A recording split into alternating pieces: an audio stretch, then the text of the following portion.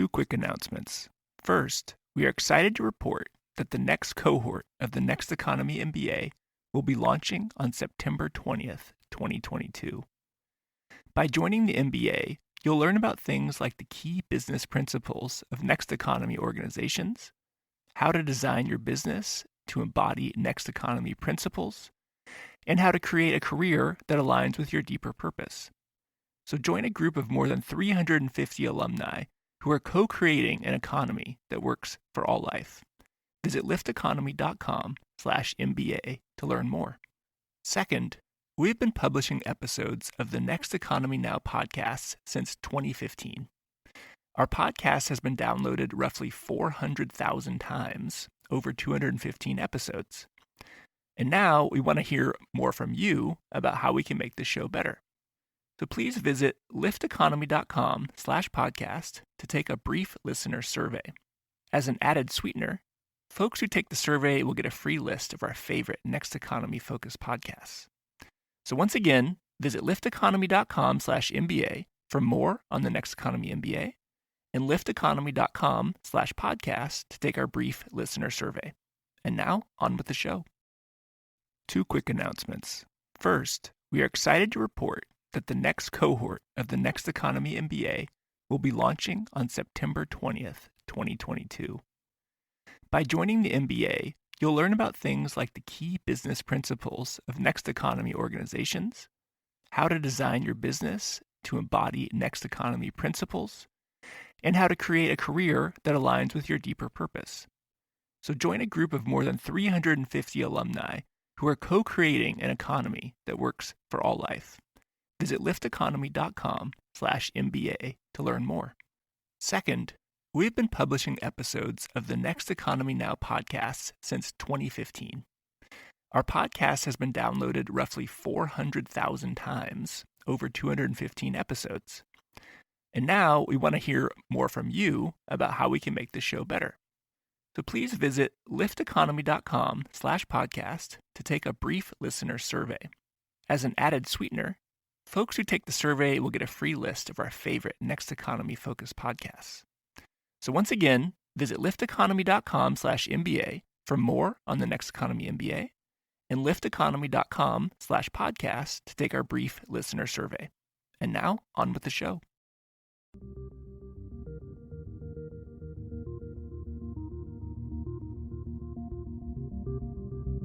Welcome to Next Economy Now. The goal of this podcast series is to highlight the leaders who are taking a regenerative, bioregional, equitable, democratic, racially just, and whole systems approach to creating the new economy. It is my honor, really a distinct privilege, to introduce and to have a conversation with somebody that I can classify as, maybe it's a little vulnerable or embarrassing, but as a hero, somebody I've learned a tremendous amount from, both in the written word, and then I had the enormous privilege to learn in person early in this century, and somebody who I believe has truly actually impacted the world, which I can say about very few people. So without any further ado, I'd like to introduce David Holmgren. Pleased to be on the Next Economy. Thanks, David. I think when people typically introduce you, they probably introduce you as the co-originator of the permaculture concept. And, Yep. and when I think about the Next Economy Now audience, it's maybe there's some of us who are not yet aware of what permaculture is. And though I'm sure you've addressed this 1,000 times, I'm wondering if you would do us the favor of introducing permaculture in your own words. Permaculture is, in essence, a design system for both sustainable living and land use. So it's concerned with both the consumption side of the equation, how we behave, how we organise ourselves in our living arrangements, our economic arrangements, and also the production side of where actually humanity gets its basic material energetic needs, which is from essentially a working relationship with nature. Whether that's is a dysfunctional relationship or not, that's where wealth, that's where what we need comes from. And in a lot of ways, it's about bringing those two sides of that separate realities back together again. When we grow food for ourselves in our gardens rather than going to the supermarket, we are pulling back together that consumption production system into one looped cyclical system.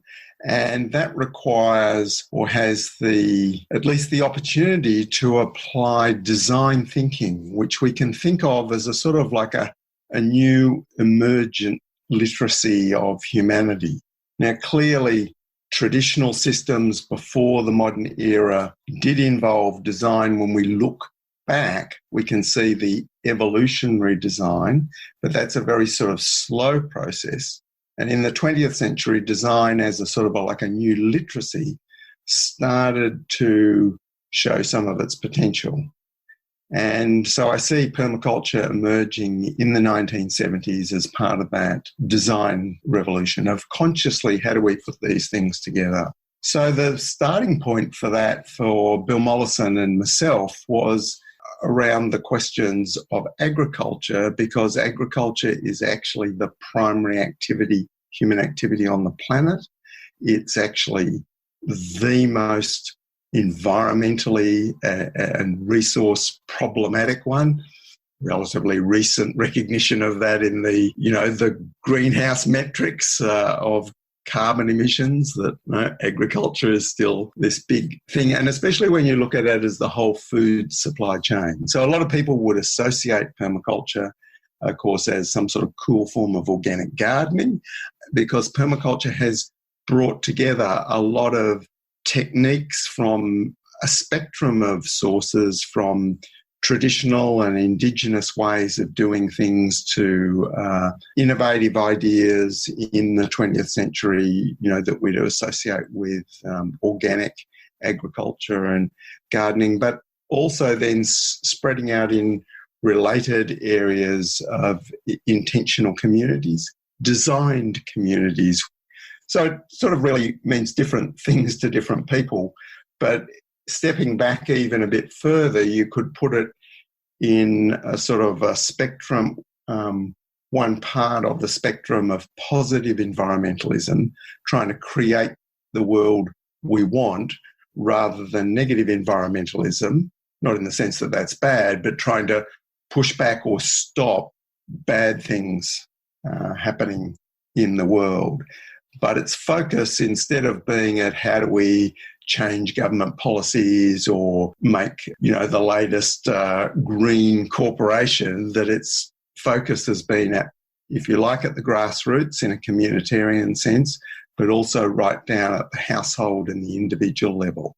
How do we actually live the change we want to see in the world, be that, and sort of use the freedom and opportunity that the modern world provides to create a parallel world that has a chance of providing some learnings for society, maybe right back to the idea of being lifeboats in the case of that main society pushing itself further over the cliff, as it seems to be doing. So that rather than trying to reform the large-scale set things, start again at the bottom. And in that sense of childhood development, learning to crawl before we walk, before we run. So what does this new world look like that later became called sustainability more than a decade after permaculture? I suppose the other way to think about permaculture, of course, is that it's actually now a worldwide movement and network of people and organisations, and not just confined to the affluent countries of the world. In many poorer countries, there's quite strong permaculture networks, and mostly we'd associate those with organic agriculture, intentional communities, ecological building, those sorts of networks, but also spreading out into the peer-to-peer, new economy sort of areas. And I mean, just as an example of a connection in that particular area, back in the 1980s, when permaculture activists first started becoming involved in ethical investment in Australia, ethical investment was about not investing in tobacco companies and arms trading. With the influence of permaculture activists, it became about investing in positive environmental solutions, which actually started with an organisation called August Investments, which became Australian Ethical Investment, which is actually the largest ethical investment fund in the country. So permaculture has had a connection to, I suppose, the economic side, from early days as well as, more recently. Right. And I think in that case, that's one of permaculture's connections to the formal economy. And I think highlighting that at this personal and household scale of action, there's whole realms that we could still associate with the word economy in terms of this producer consumer, bringing that closer together where we are locally self-reliant, like meeting our own needs. How do you connect your insights and observations about the economy at large, the formal economy, in terms of how it motivates some of your thinking around maybe even why suburbia and why retrofit and some of the things that have come up recently? And I guess for those who are listening, I should mention, and I'll put it in the resources, very recently, within the last year, David has published a book, RetroSuburbia, The Downshifter's Guide to a Resilient Future. It's a tremendous, tremendous work. I'll let you kind of describe a little bit about that connection, maybe. Yeah, well, I suppose RetroSuburbia is really coming out of a lineage of nearly 20 years' work that in the late 90s, teaching on permaculture design courses and thinking about the framing of the future that permaculture was based on in the 70s, the evidence of the limits to growth, the idea that complex industrial civilization was not going to keep growing at 2% per annum, just didn't comply with the laws of physics or, the possibilities of mathematical exponential growth, and understanding what are the different ways in which that could come to an end. And so that led to, as we approached the millennium and there was evidence that we're approaching both the climate crisis and the resources crisis through the agency of peak oil, primarily limits to the energies that had actually sustained society and the adverse consequences of those energies, primarily in the form of climate change, but species extinction and a myriad of other consequences, a lot of them relating to agriculture, of course. That those limits meant it was really important to think about what sort of economic systems could actually make that transition and whether that transition would be in an ordered, planned way or more chaotic ways. And of course, because we've moved on so much from the 1970s, 1972, when the Limits to Growth report came out, we've mostly gone radically in the wrong direction. And so all of those problems that were very clear back then that were going to emerge very strongly, according to the modelling in the mid-21st century, are actually sort of, we're in them already.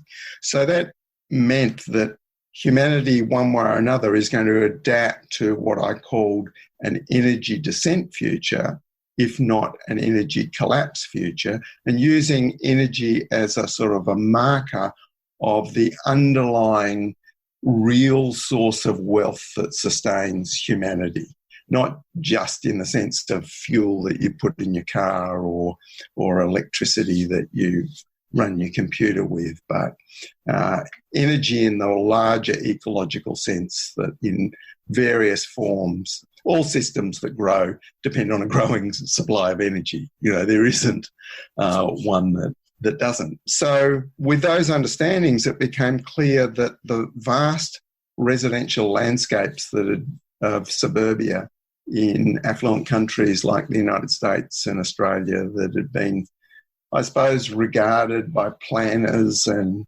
environmentalists for decades as the lost landscapes, the dysfunctional landscapes, the ones dependent on commuting and that were dormitory suburbs and all of these negative things. They're all true, that these landscapes actually had huge potential for incremental retrofit and re-ruralisation for energy descent futures where we would have to be more locally self-reliant. So that was sort of like that larger framing that was always there at the beginnings of permaculture, but became a stronger part of my work. But it got sidelined a little as I focused on the future scenarios side of that equation.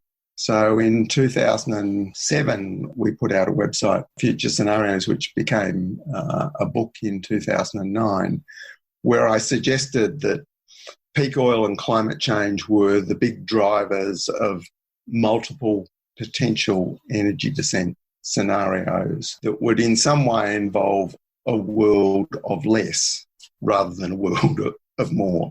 And so using that future scenarios framework of scenario planning, how do you adapt and flexibly respond to, how those might emerge?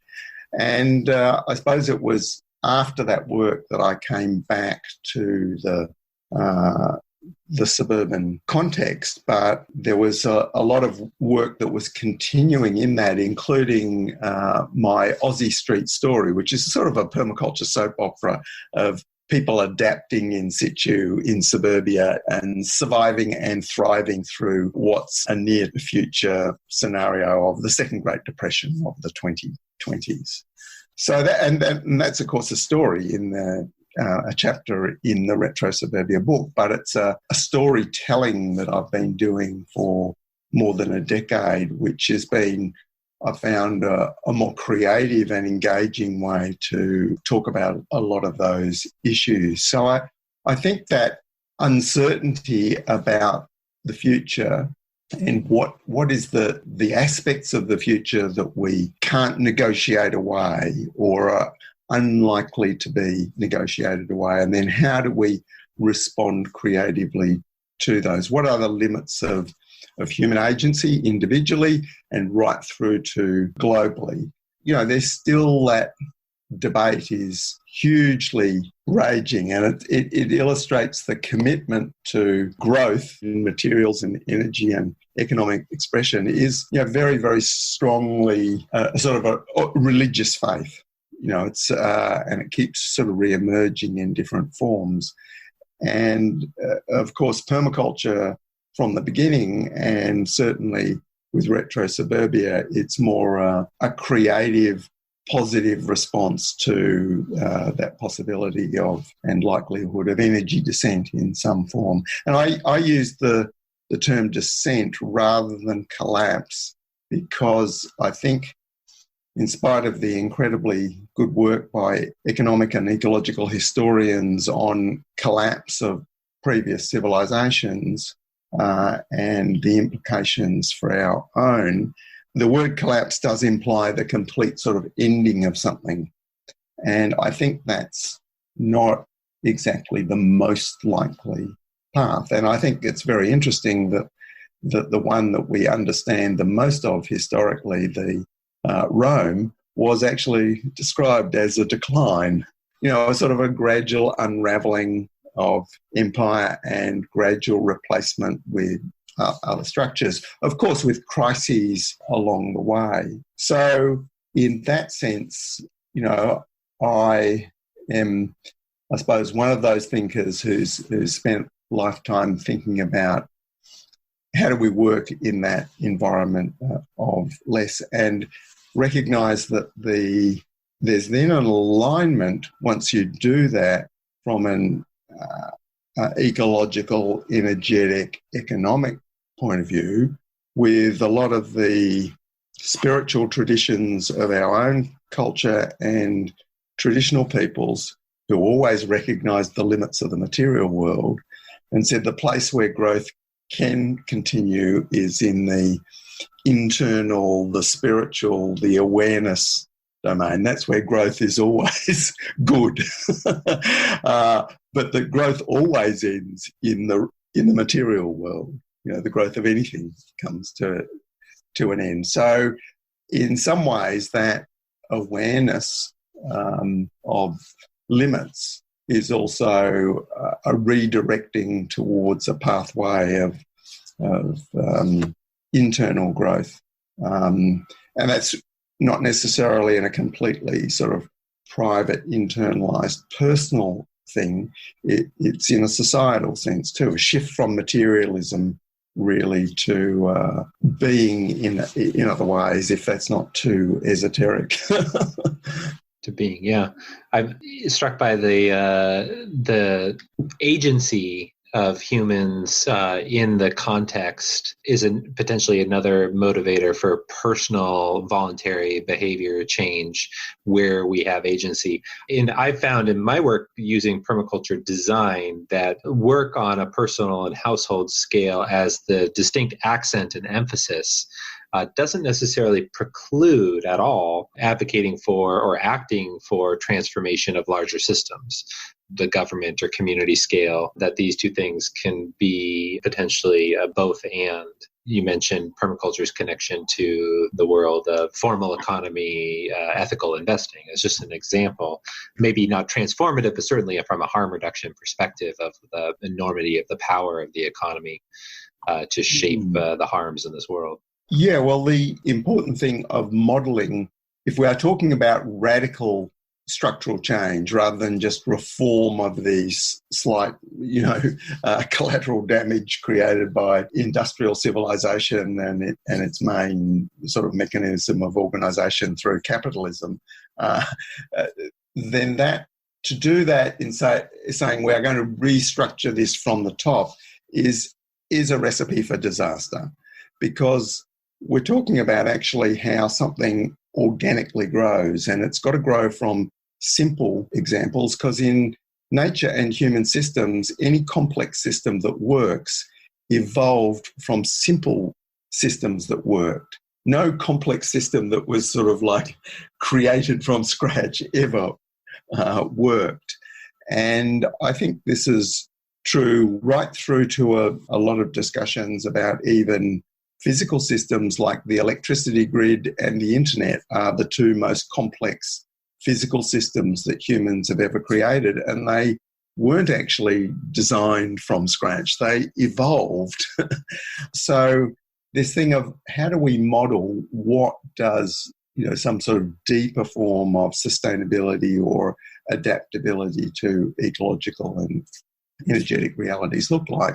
Well, you start at the base. And for me, the basic economic unit of society, which is self-evident and is often not even bothered to be mentioned, is a household. Now, whether that's a family of related people, in some sort of traditional sense or not, that is the basic unit of where things are provided. Now, it's difficult in the modern world to sort of even recognise that, because we've shunted most activity out of the household up into higher levels of economic organisation and complexity and mostly monetarised those. But even in affluent societies, the work of feminist economist Marilyn Waring showed in countries like New Zealand and Australia, the unpaid work of women way back in the 80s was so much that if it was paid, it would send those countries bankrupt. So even in modern societies, that household activity is where a lot of basic things get done. Looking after children, preparing food, fixing a leaking tap, a myriad of things, even when we're not considering really what we would say self-reliant householders who grow their own food and bake their own bread and milk goats and remanufacture bicycle parts or do a myriad of things for themselves. So I've been suggesting in my presentation of the RetroSuburbia ideas, and it's a sort of a challenge out to economic researchers, the idea that my guess is that 50% of the growth in GDP in my lifetime, over 60 years or so, has been completely fake. So not in the sense that legal litigation or car accidents contribute to GDP, bads and disservices, but in the sense that those activities were already happening. They just weren't monetarised. So, for example, when someone stopped making their lunch at home and bought it at work, no more lunches were created. It's just that the activity became monetarized. It moved out of the household economy and into the monetary economy. Okay, we can look at the lunch that was being made in the household economy, and in most places in the modern world it was made from bought ingredients. But at least the service component of making the lunch was not part of the monetary economy. But it was still there as a value to those individual people and to society. So if we've done that move, and that a lot of what we call economic growth that's all it is, then if it's more environmentally efficient, socially beneficial, and creates greater economic autonomy for people to move some of that activity back into the household and community non-monetary economies of exchange. Certainly more resilient. Yeah, we can do that and call it economic growth, which makes me pro-growth. That's a spin I haven't heard yet. I haven't heard that turn on it.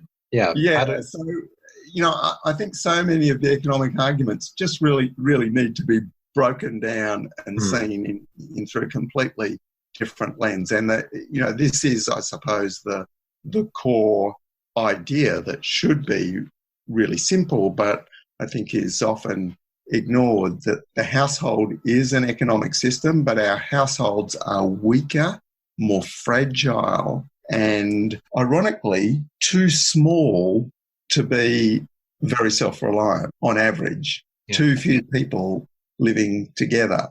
And that then leads to, I think, two responses without even being aware of that sort of, having been sucked dry and everything shunted into the monetary economy. Who benefited from that?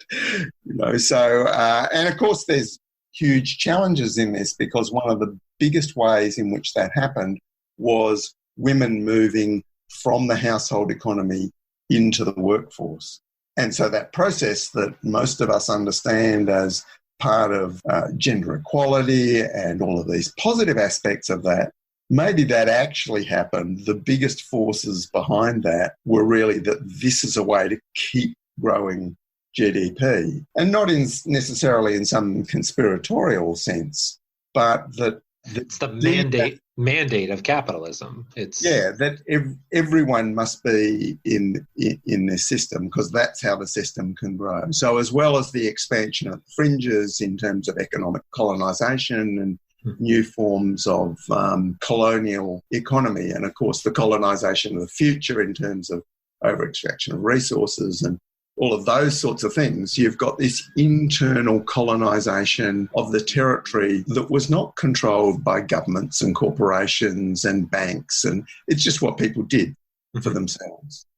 And so that didn't require a sort of a monetary measure. So in most societies before very recently, a vast amount of what we would call economic activity was at the household level. And for very good reasons, because it's actually just more efficient to grow vegetables, for example, right where people live, and that not be part of a monetary system. Doesn't mean to say that everyone doing that is the most efficient expert person, but people did that because they kept money for the things that they couldn't do for themselves, and whether that was going to the doctor or some, higher, more complex functions. And what we know through economic history in the modern world is whenever there's a downturn in the monetary economy, we get a resurgence in these household and community non-monetary economies. And we get it whether people like it or not. It happens. Yeah. And so a lot of what RetroSuburbia and even larger permaculture is about doing that well. How can we do that well? Because it's going to be done anyway, and it gives this enormous capacity for both resilience to uncertain shocks in systems, but it also gives a degree of political autonomy that is incredibly lacking today. And a lot of people advocating for radical political change don't seem to understand that most people in the modern world are virtually dependent almost on the air they breathe on a system that has power over them. So some degree of household and community autonomy, self-organising autonomy, is also one of the foundations of any sort of, political equity. Mm-hmm. Mm-hmm. And, so those, connect over into, these very large issues. But of course, RetroSuburbia as a book is not about that. It's about the patterns that actually work for people doing these things, because my intention with the book was to help enable people doing these things rather than write the book about the theory and the framework and all those sorts of things. And it's very comprehensive. Let's pause for a moment on RetroSuburbia, because it's not, there's a preamble that does give the general framing, and you admittedly don't go to the layer of detail that some permaculture literature goes to, like specifying certain vegetation selection, even though there's great recommendations for the climate zones identified. But it's really the pattern level. It's this design level for this intentional retrofit, making it possible to be less haphazard as we kind of voluntarily develop these resilient households and connected resilient households into resilient neighborhoods. So, as much as I'd love to query you about babacos and, some of our favorite fruits and vegetables and so forth, it's not necessarily that layer of detail. Though if there's a reader out there that wanted that layer of detail, there is enough there to satisfy. Especially I found the soil and soil toxicity stuff very additive to my existing understanding and experience, as an example. Yeah. We certainly went into, within the three fields that the book covers, in some ways it's several commentators have said it's really three books, the built environment, the biological and the behavioural. And, the behavioural is actually the biggest section, but the one that people would most strongly associate with permaculture is the biological food production systems. And we see food production as certainly the core of what is possible in the suburban scale household economies. In higher density cities, city environments, then yes, there's still a role for the household economy. It's smaller than at the suburban level, which you could say is smaller than at the rural level. But there's sort of a different proportionate focus in those three fields of action. And growing food is certainly one of the powerful ways in which households can become more self-reliant, provide for more of their own needs. And it's also the place where the household becomes an incubator for potential future generation monetary economic activity. So the child who starts with a passion for, raising seedlings or whatever, and gets into producing something and then is developing a small, backyard enterprise, that the way in which the household economy is literally this nursery for future monetary activity, rather than the idea that monetary activity starts from some sort of rational search just by investors and entrepreneurs as to what market needs. More the idea of economy coming from a passion thing of people who do something really well and discovering they can and want to do that for other people. So the diversity of a resilient household economies for children especially, seeing lots of different models and lots of different niches in which they can experiment. Yeah. And some of that is not copying actually the adults. It's actually finding the vacant niche in the same way that our son in the workshop didn't copy me as a wood crafts person. By the time he was 15, became a much better welder than me, and became the metal worker. So finding that vacant niche. And the trouble is, in most modern households, it's a very, very simple, crude, fragile ecosystem, and there aren't many niches to sort of occupy.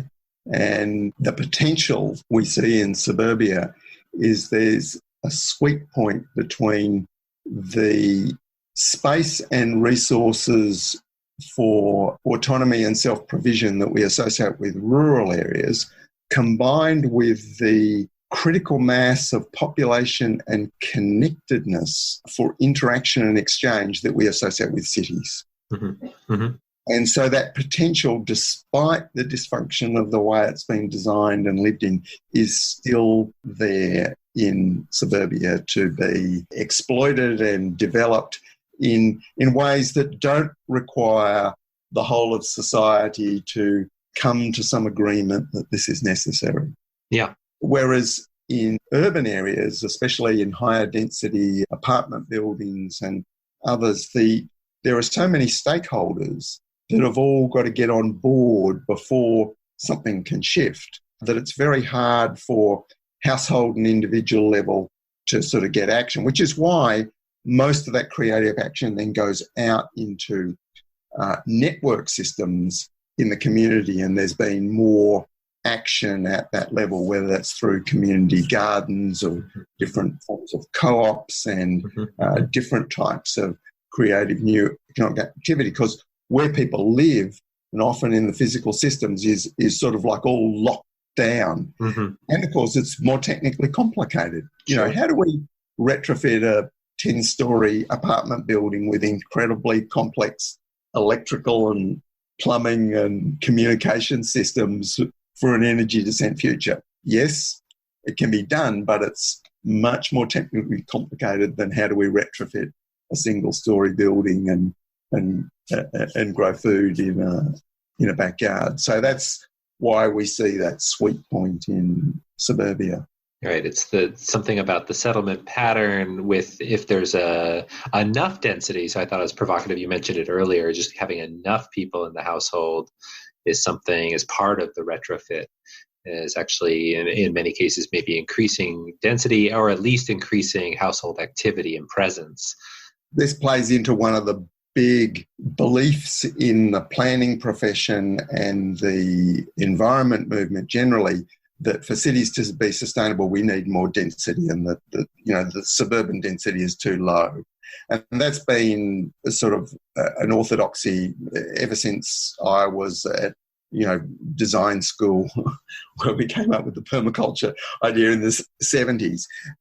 But it's based on a fallacy that effectively a cargo cult, that to get that density, if we assume more density is needed, we put up more buildings.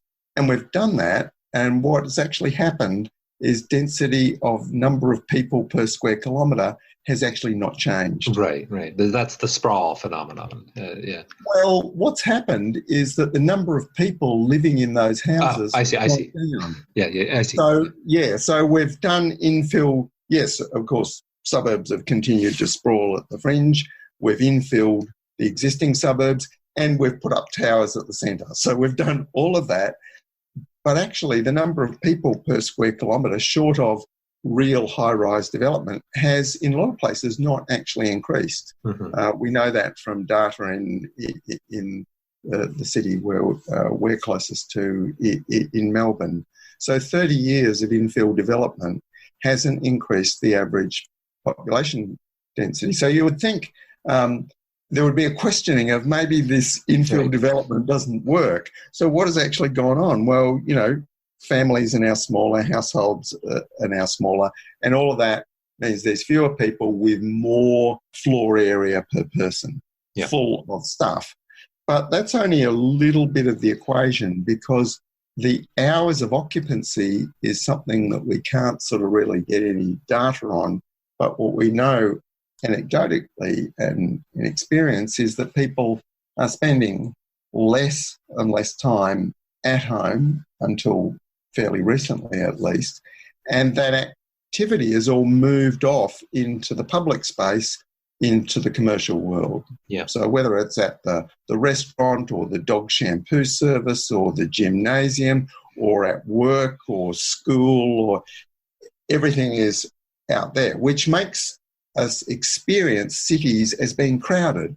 Right. So there's this existential angst about, like, cities being packed with people, but they're actually not. Most of the buildings are empty at any one time. Right. And of course, this is how P growth has been constantly expanded.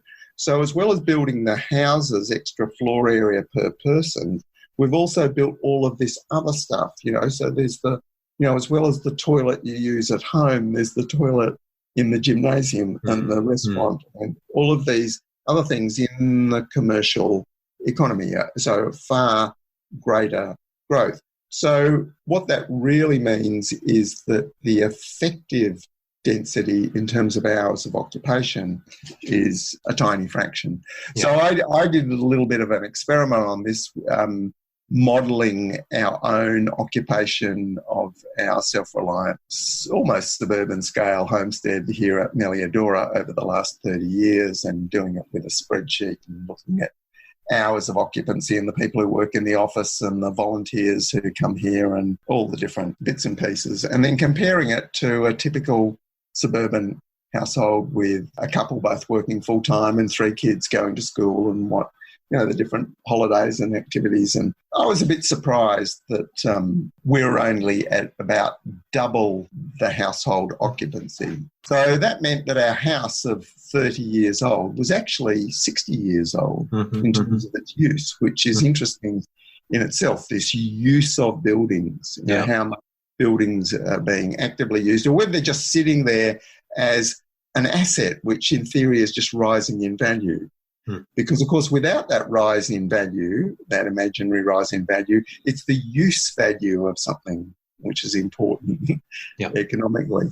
But it was interesting when I modelled the kitchen, where we make all our own bread and bake cakes for people who come on tours and provide food for people who work and do all our own bottling and processing. I worked out that the kitchen was 300 years old in terms of a typical suburban kitchen. So there's a whole lot of ways of looking at the whole urban planning, urban development, economic development matrix that are not really being considered in a lot of these conventional discussions. So our strategies, like encouraging people to take in a boarder, take in someone into your house to share the house, as the thing you can do that's good for the community, good for the environment, good for your own household resilience and the financial circumstances, is how come that isn't a strategy of a political party or a government or community advocacy? Now, of course, if our houses were all full of people, that might be more difficult. So if we tell people, the 15 people in the Soweto taxi that they should put 30 people in the Soweto taxi, it's a little bit difficult. Whereas when we look at cars in countries like Australia and the United States, we can quadruple the energy efficiency of the engine by 4 people in the car. Yeah. So that process of how we get to use what we've already got. And obviously there's in a lot of innovation in the sharing economies that is being talked about. But we forget often that the model for how we do this and how children learn how to do all this stuff is actually in a household. And so when we try and create all these things anew in a monetary economy, they might be good, they might be a bit the icing on the cake, but we need to put a lot more energy into rebuilding our household as foundational economic systems. And in doing that, that also reaches across that widening economic and ideological gulf in societies like the United States and Australia, between those of progressive thinking on the left and people on the other side of that divide who don't perhaps think in the same way, but actually on a lot of these issues, there could be a lot of common ground, a lot of understanding. And we're getting a tendency for these things to be not to see some of these solutions because they might actually involve an acknowledgement of some truth or value in people who see things on the other side of that world, which is obviously, perhaps a stronger divide tearing at countries like the United States, even Australia. So RetroSuburbia is, really challenging a lot of orthodox thinking, not just in the conventional top systems, but looking at our own values and how we do things, and also recreating a lot of what some people have called nanotechnology, grandmother technology, simple ways of doing things. Again, the theme, well, some of these themes here are patterns. This, capitalism with its mandates for increasing monetization and monetary transactions as its measure of success or even sustenance seeps in and erodes the diversity of expressions and even vocational calling for people to explore what they're most interested in. And we find some of these themes of the behavior field, like you mentioned, is the largest part of the book, which can apply that's almost independent a bit of there's pieces of it that are in the sweet spot in the suburban context, but the behavioral field, I've always seen it as something that's applicable, whether it's in an urban density or even in a rural kind of setting. Exactly. Yeah. Yes, it's a lot of that is sort of, you could say, what characterises it relates to modern, long, affluent context rather than people who are at the other end of the scale in the world economy who are still living in traditional villages and still connected into a lot of things that, ironically, we need to sort of relearn some of the things about raising self-reliant and resilient children, those sorts of issues, that there are still places in the world. And in fact, many of those things that we've said in the book that are controversial in many places in the world, they'd be just self-evident common sense and not need to be talked about at all. Actually, I was going to ask about that. Just when you think about the third ethic, of permaculture, for those who are listening, that permaculture has an explicit set of ethics, which is one of the distinctions as a design system from some of the other design systems with their own rhetoric. Permaculture has a very explicit set of ethics, and the third ethic is typically described as placing voluntary limits to consumption and reproduction. And this idea of voluntary limits, I think, is key. But what I was going to ask about that is it's common for me to hear that when thinking about the ethics and thinking about permanent settlement or permaculture or a long-standing continuous human community or settlement, is this idea of, is permaculture itself a form of cultural appropriation from indigenous peoples who, with their lifeways that have developed from their lived experience over time in place? And I'm just curious if you could respond to what sometimes comes as a critique or at least a question about permaculture in that regard. Well, I think to some extent, permaculture is, if we just use the words in neutral sense, cultural appropriation. The thing about it is, it's whether that is transparent and acknowledged or not. And I think certainly from the beginnings working with Mollison, one of the things he had done at the time I met him was actually did the work on the lineage of the Tasmanian Aborigines presumed to be extinct, which actually led to people of that descent being recognised by the Australian government as actually being Aboriginal, whereas before that work they didn't exist officially. And at that time, he knew most of those people in the Tasmanian community personally. But we're also discussing the ways in which Indigenous systems were actually a model for permaculture, because there's two primary models for permaculture. One was nature itself.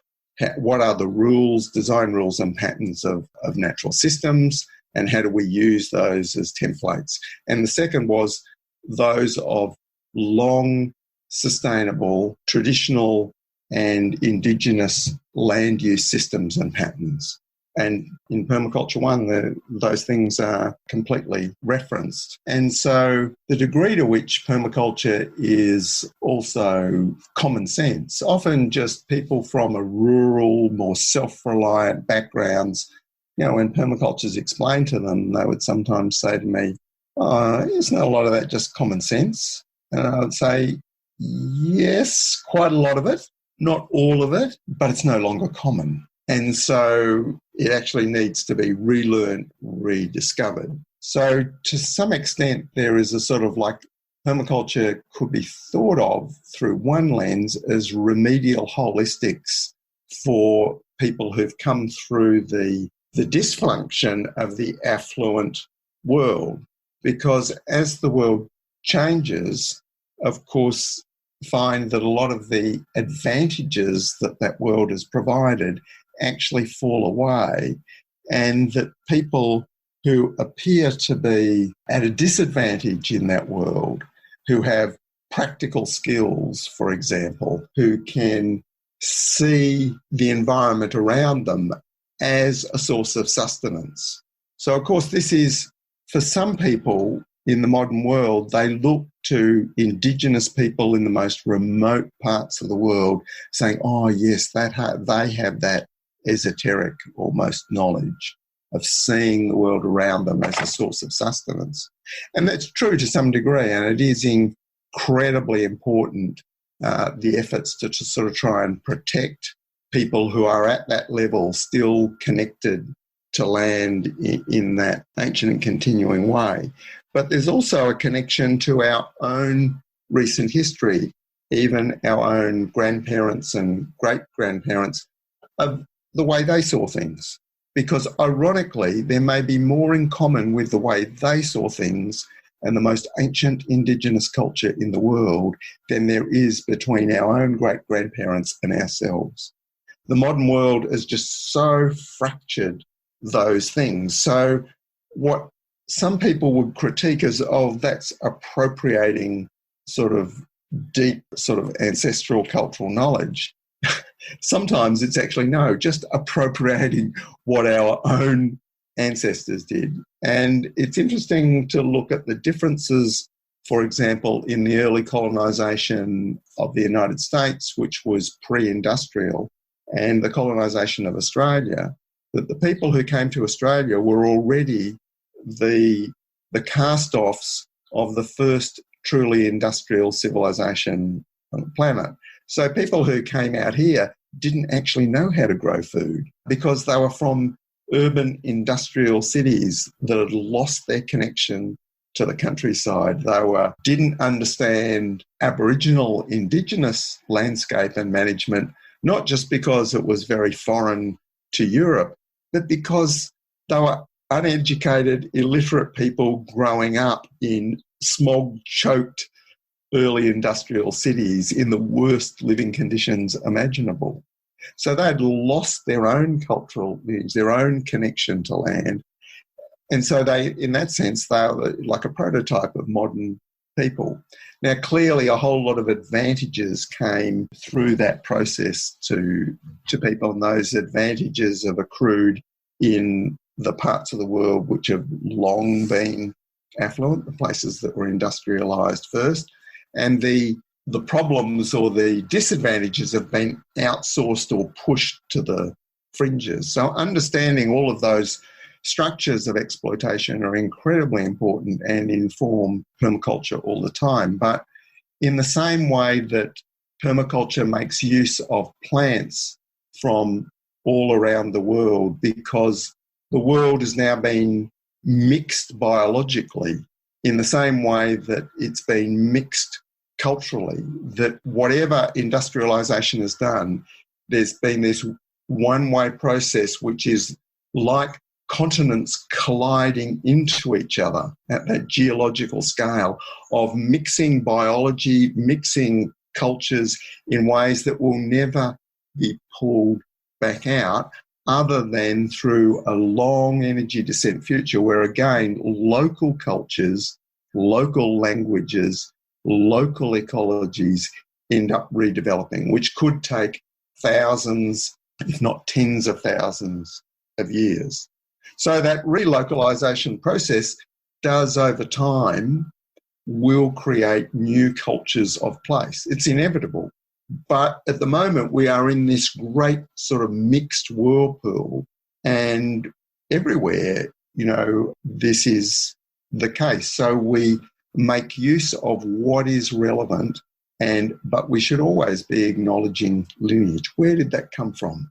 What was the source of that? And certainly there's an aspect in the permaculture movement, like all movements, where people tend to act like, they received these ideas down from some single source and, it doesn't have any precedence, or, that Holmgren and Mollison sort of created all this out of thin air. And it's been very important for me to always, acknowledge sources, in the same way that the lineage of the ideas of organic agriculture that began in the modern world as a reaction to the early phases of industrial agriculture in the 1930s, independently in Britain, Germany, the United States, and actually in Japan. We now know that these lineages were sort of part of the wellspring that permaculture has built on. So there's lineages and sources, it's very important to sort of recognise those things, but at the same time, actually make use of them. That the idea of ownership becomes, and who owns and who benefits, becomes problematic when you have these profit maximising, cost minimising machines that humans have created called corporations, which go and get some, if you like, potentially valuable intellectual property of Indigenous people on the other side of the world, take it back to a laboratory, make a product, and then sell that at great profit. That is very different from someone finding some heirloom seed that they got given by someone that had come from that similar source, and then they are doing with it what people have always done, exchange and do things for themselves at a small scale. So I think a lot of those problems about cultural appropriation are to do with scale and the monetarization of things. Sorry, that's a long answer to, it's a very complex question, I suppose. Yes, I think it's very helpful, and it reminds me that part of the critiques of permaculture, which I think are very reasonable to name and address in my context in North America, may show up out of the monetization of the permaculture design certificate training experience as being something that is potentially elitist or expensive or some of those things. It's not true all over, but that does happen, and so that could be one of the reasons. Yep. Go ahead. Yeah, well, I suppose the other thing of the reality of working in a society where monetarized economy has become so dominant that one of the reactions against that is to say, okay, we must start on a completely different basis, and information is actually a sort of a common, and recreate the commons, so actually knowledge and teaching is something that actually doesn't have a price on it. All those things might be good as an ideal, but of course the reality of experience of people who live from their own work as self-employed people and as small entrepreneurs know from experience how almost no one puts value on something unless it has a price on it. And that other countervailing experience of how embedded the whole society is in using money as the measure of all things. So how do we start to rebuild that? The place that starts is at the household level. So, for example, with that child rearing thing, we sort of advocate, no pocket money, no paid work doing things in the household economy, but children experimenting with small enterprise, learning how money works in small ways, that are producing something that is surplus to the household through their own efforts and actually selling it is a great way of how one puts one's toes in the water of that monetary world and learns how it works, but learns how it works at its essence, where it actually has value or where its damage and risks are least. So trying to sort of then separate that money is something outside of the household, inside of the household we work in another way. And I think we need to be working at lots of different levels, but certainly over the decades, we've seen a lot of people, of course, come from very radical ideas and idealistic ideas saying we're going to sort of reset everything. We're going to start at a ground zero and redesign all relationships, and everyone is equal. And I suppose with our experience of that over the decades is that it's just as important as those ideas is to acknowledge differences of power, differences of capacity. And our unwillingness to do that is part of the problem as much as those imbalances of power. So we see that as very core in this idea of people taking people into their houses. We think that at least middle-class Australians don't do this, even though it's to their economic advantage to do so, and social advantage and all sorts of advantages. People say, oh, well, my privacy is really important to me. But I think there's also aspects of an unwillingness to come face to face with differences in power. So, because certainly in Australian society, we like to think of ourselves as all equal. Of course, we're not. And when you have someone sharing your house and you are the owner of the house, well, you develop some sort of degree of intimacy in that relationship. And if that relationship, for you, for whatever reason, doesn't work out and you need to say, oh, look, at the end of your tenancy, I'd like you to leave, that is incredibly distasteful to middle-class perceptions that we're all equal, because then you are coming face to face with that you have power that this other person doesn't.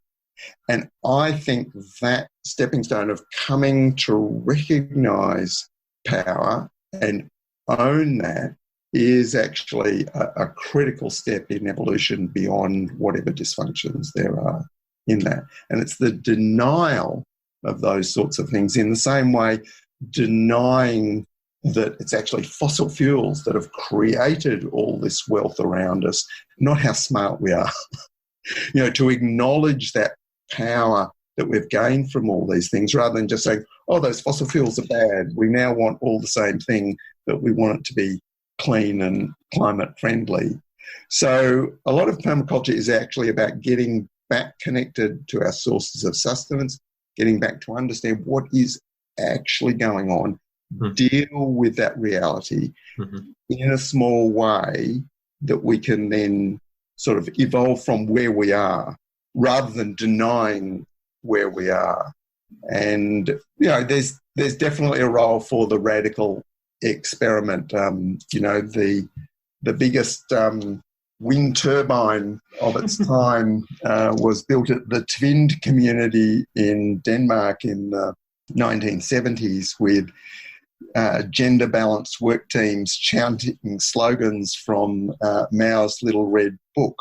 And it was actually bigger and more successful turbine than anything that NASA had built as a research turbine, and was actually one of the points that led to Denmark actually becoming the centre of the explosion of the wind industry. I mean, there were a whole lot of other factors also that led to little Denmark being that centre.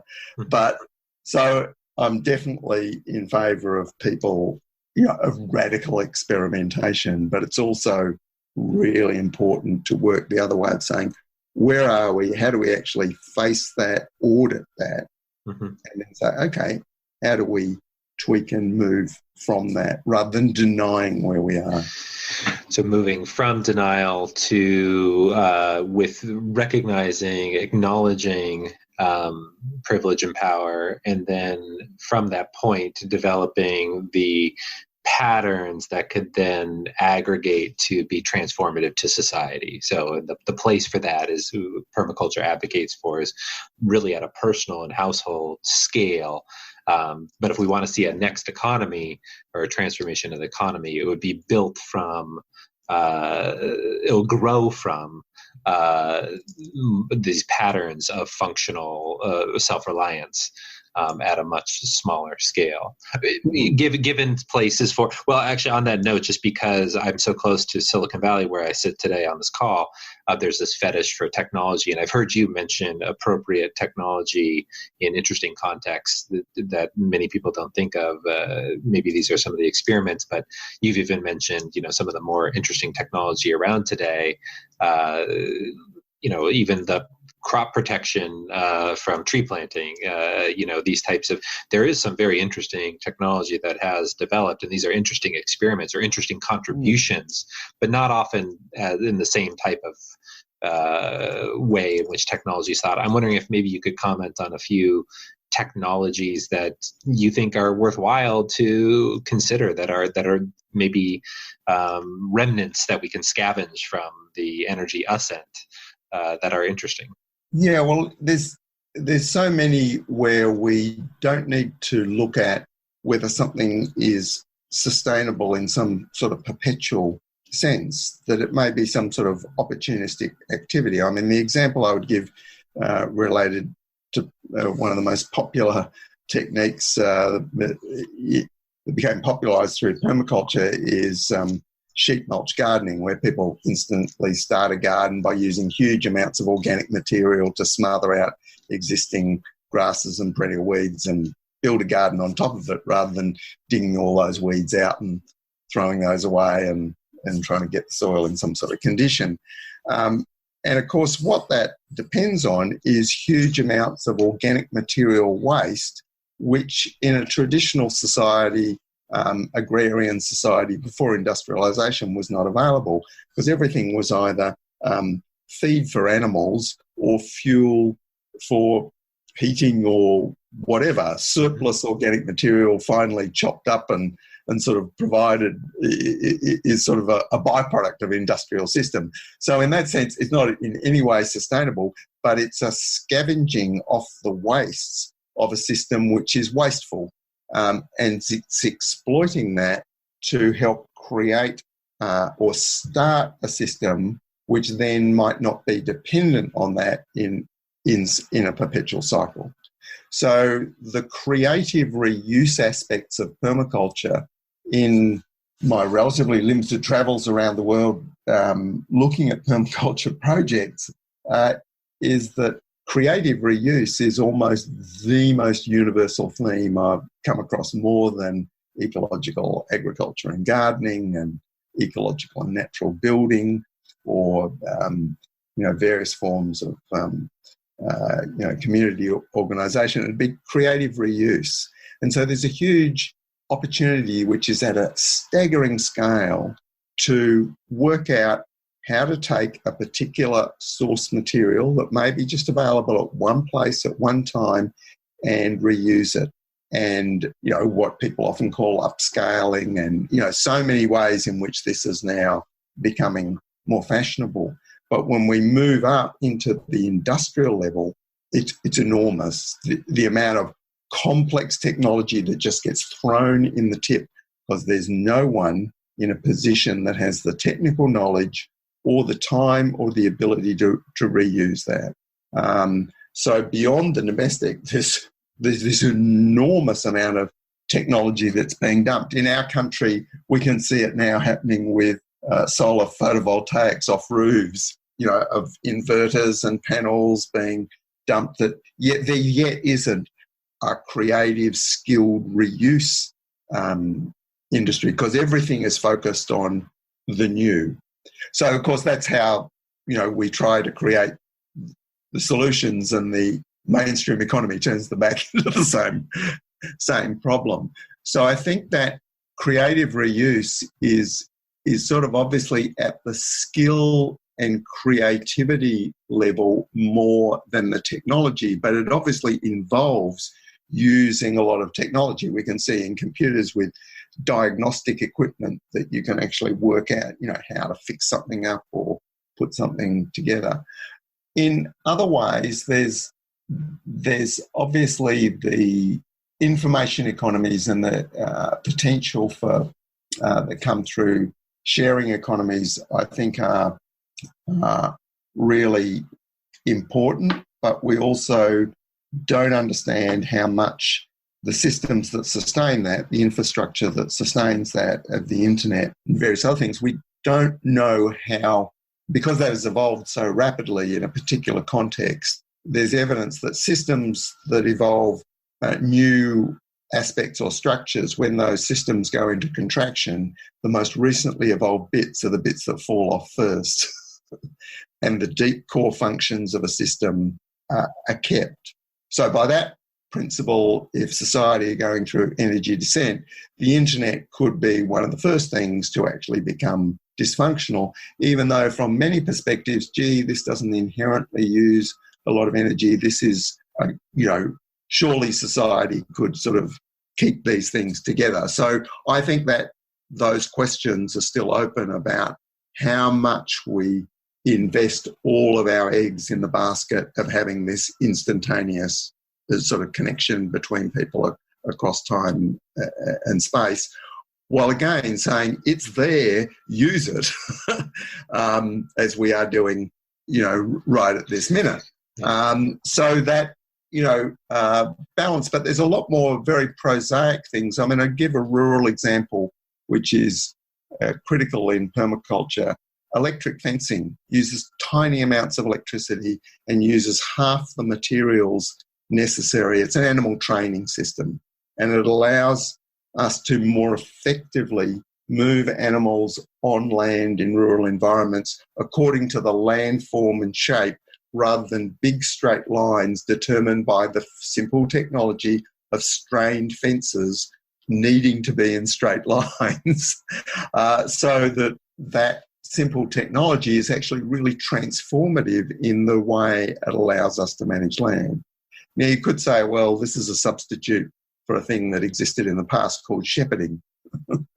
And then, of course, we can combine those, as people are doing now with digital shepherds who have got electronic ear tags on stock and electric fences, and they're moving animals around using them for vegetation management as an alternative to employing Monsanto. And that sort of is an interesting example of where there's this hybrid between, yes, state-of-the-art modern technology and very old practices and ways of doing things that we had in the past, where people moved mobs of animals around to sort of keep grass under control and reduce fire hazard in places like California and Australia.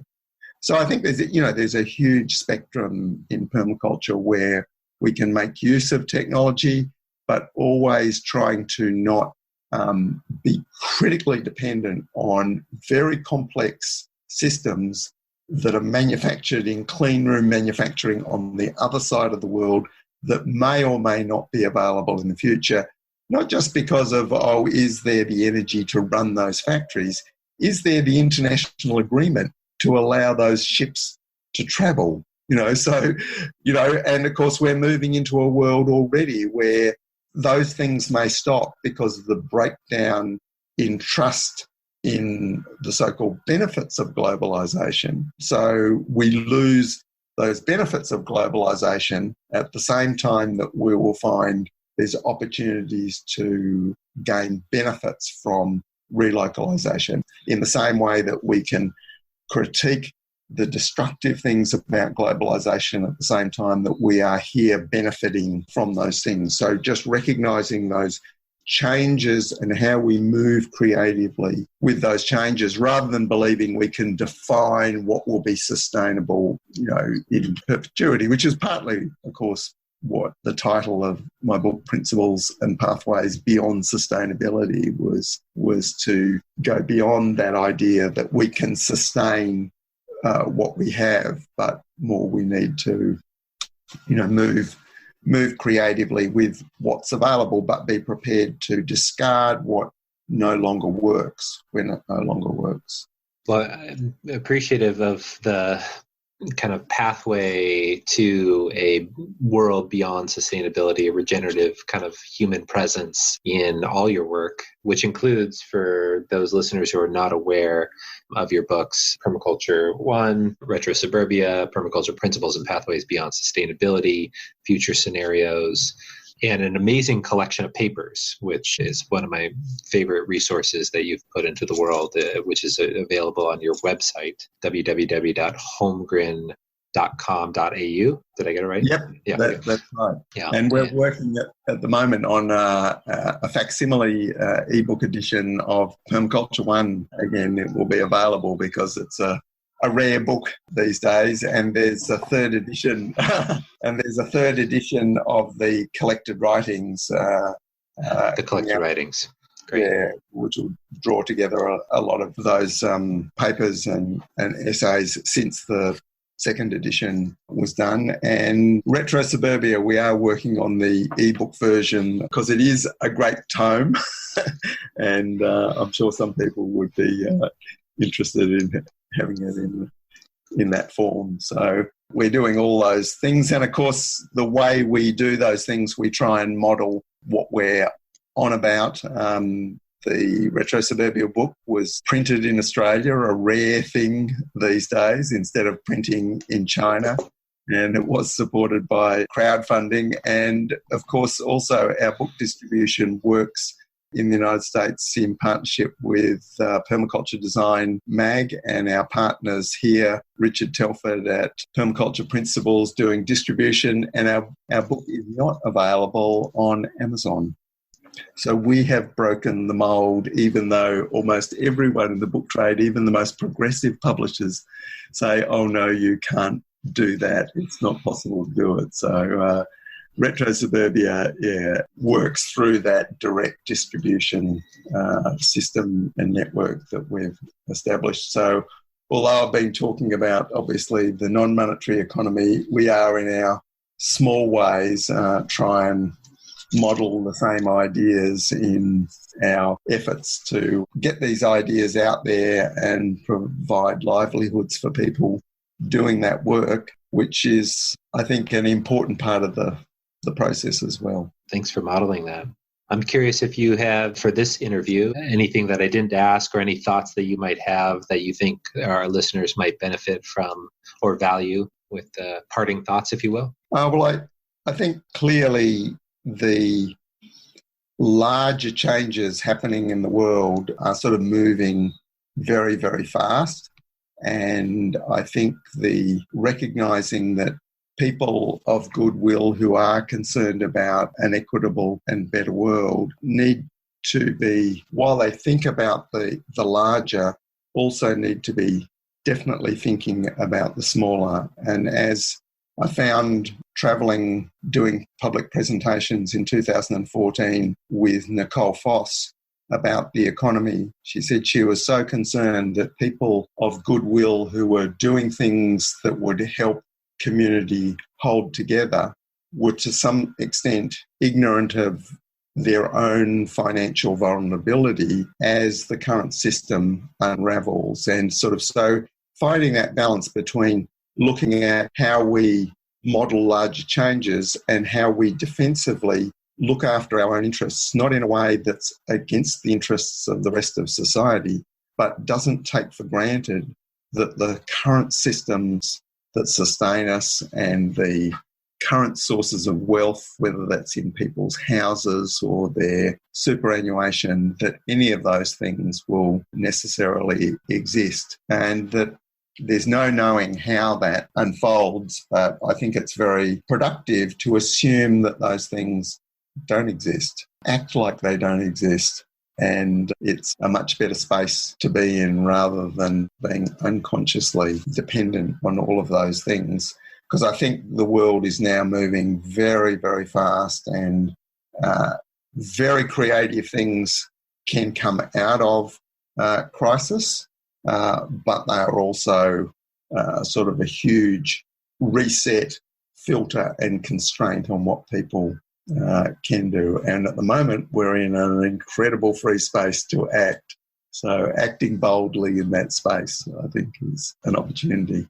seize the moment while we have it to increase independence or interdependence from this dependence on these larger systems. Well, thank you for holding a torch for that message for so many years when it has times, because of constraints, come into vogue and come out of vogue, but consistently you and permaculture have held this amazing through line for, as in future scenarios, everything points to this value of local and personal self-reliance, interdependence, really, too. There's a community scale to it. So we often say self and collective reliance. Yeah, I like that. Yeah. Well, I want to also thank you for something that framing permaculture and this provocation around, acknowledging the sources of this, and also this small and slow, this pattern, things that work. If we want to transform if we have this desire to transform all of society or all of the economy, really turning to where we have agency is something I think you'll have to tell me if I was wrong about this, but I remember asking you what's the most pithy way to describe permaculture, I think, and I believe you said remembering ourselves as nature, and it really resonated with me. That's some of the great work of our time. Next Economy Now is a production of Lift Economy. To listen to all of our episodes, go to lifteconomy.com/podcast. That's LIFT economy.com/podcast. You can also sign up for our monthly newsletter at lifteconomy.com/newsletter. Please also rate and review our podcast on iTunes, Spotify, Stitcher, or wherever you get your podcasts. Thanks for listening.